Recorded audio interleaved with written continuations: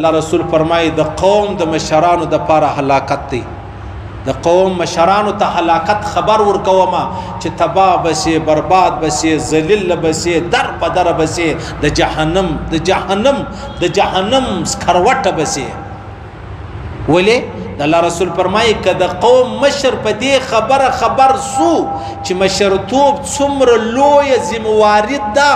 او چې زیاده مشرتوب پر ځای نه کوم څونه لوی ګناه ده وای د قیامت په ورځ به الله ته وجاړي وای الله کش کې د اسمان پر کنګرو دی راځړول وای د پښتني شج وای د اسمان پر کنګرو دی راځړول وای د سر پر بیرستانو دا ډیر شو نه ده چې زه د قوم مشر سولم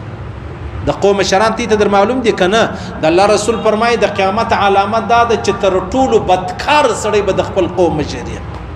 دلته عقل ته نه قتل کیږي دلته مشرتوب ته نه قتل کیږي دلته وشاري ته نه قتل کیږي دلته علم ته نه قتل کیږي دیانت او امانتداري ته نه قتل کیږي دلته خالي روپۍ ته قتل کیږي څومره لوی ډاکوي څومره د مړی کړي دي څومره د جنگونه کړي دي څومره د قبضه کړي دي څومره د کورونه نړولې دي څومره د کښنیان یتیمان کړي دي څومره د زنانې کونډې کړي دوم دا سړی هټ سړی بلل کیږي په مشتي کې یو مشر حاجی صاحب رالی هغه مشر حاجی صاحب یو نیم سل حج کړی دی یا مشر حاجی صاحب د قاری ابراهیم صاحب رقم 55 حجونه کړی دی یا مشر حاجی صاحب چې د اسکولونو کالجانو یونیورسيټي او مدرسې او مسجدانه جوړ کړی دی یا پلانو روډونو سړکونه جوړ کړی دی یا نو 25 غټ حج دی مشر حاجی دی وای دا زموږ د قوم مشر دی هغه کړی څه دی وای دی اتو لس مړی وای کړی دی ویا تو لس مړی کړي دي غټ سړی دي ملایانو پر لاس ور پراته دي پیرانو پر لاس ورته پراته دي سجدي ورته وکي داستي و پلار ته داتي دون ورته خوشاله است د الله رسول فرمای دغه د قوم مشران چې کله د قیامت پر ورځ په دې خبر سي چې زما کم حال دی د کم عذاب دی وي کش کې الله په دنیا کې د اسمان پر کنګرو پر ستورو راځړولې وي د سر پر بیرستانو دا ډیر شو نه دا چې د قوم مشر سو ورسې وګوره ته خدای خپل قوم لر د غریب سړی خو دې ورسې چې زستا د قوم سړی واغوي ته زما د قوم سړی نه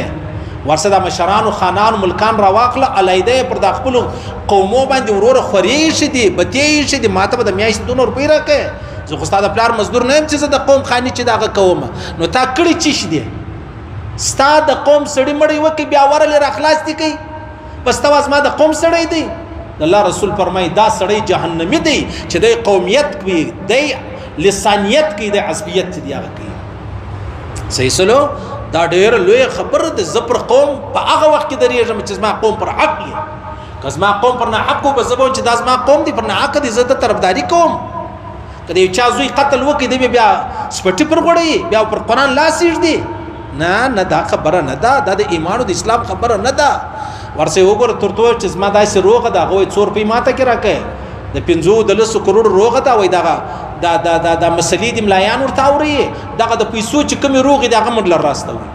دی وای دا د پیسو کمی روغه سره بندي د کاروباریان دا مړل راوځي چې ورسې وای یار دا خونو د شورم ولا درته وای پر لک باندې 15000 روپۍ مشکل اخلو پر لک مش 1000 روپۍ اخلو دلته درته وای پر کروڑ مشکل 10 لک روپۍ دي دا شیر ته سره کم پیسې لا غواړي د غریب بیا کور خراب کی هم ځکه چې نیولې ده هم مارکیټ جن نیولې دی هم کور جن نیولې دی هم دکان جن نیولې دی هم موټر جن بیولې دی هم مرګ پکې کړی دی هم پیسې لا دا ورکی چورور ملامت ته صحیح سلو د الله رسول فرمای ویل للعرفاء اے هلاکت دی د هغه مشرانو سردارانو د پاره چې کم سړی د قوم سردار دی مشر دی بیا د خپل قوم خیال نه ساتي چا تی ما تر ورشه په دې ټوله علاقې کې زتر تر کابل او تر غزنی او ځپش تر کندوز او تر کوم علاقې دوري په سیاست مر تر پېښور تر باډي او تر کوم ځایو پر ولاړ سره دا سی یو مشر تی لیدل دي چې دا قوم د قوم خان دی سردار دی ملک دی مشر دی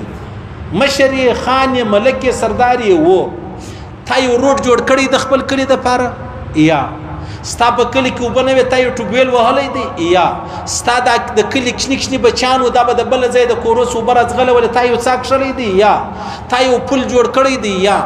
تا بجلی را وستلې د ګیس را وستلې دی یا نو شنو تزما د چش پیر تزما د چش خانیه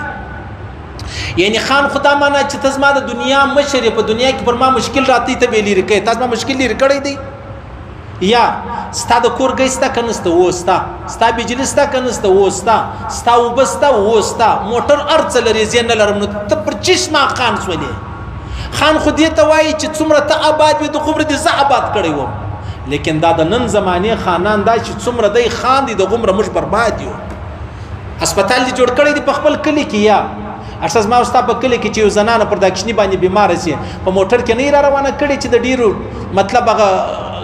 کچا روډو د وجه کښنی دالت ته ځای نه سي په دا موټر کې دا زنانه مړه نه سي دا کښنی ورسره مړ نه سي ته شرم او حیا لري ته څنګه خان ته څنګه سردار ته څنګه مشر یې او ته چا خان او سردار او مشر جوړ کړي زما په وینو ته سرداری کوي زما په عزت ته سرداری کوي نو که زما په وینو په عزت ته سرداری او خاني کوي نو جهنم دی مبارک ځه الله رسول فرمای ویل للعرفاء اے د هلاکت خبر اوروم هلاکت دی د هغه چا د پاره چې کم د قوم سردار او مشر دی د قوم سردار او مشر دی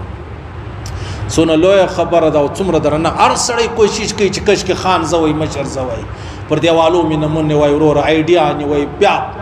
چې خوریم د ویډیو دا ډوډۍ خوریم د ویډیو دا لمنځ کيم د ویډیو دا تلاوت کيم د ویډیو دا شرم او حیا لري ستا به دا ویډیو راغلی وای چې تا روډ جوړولی تا هسپتال جوړولی تا اسکول جوړولی تا کالج جوړولی تا مسجد جوړولی تا پل جوړولی تا سړک جوړولی تا به کش کې دغه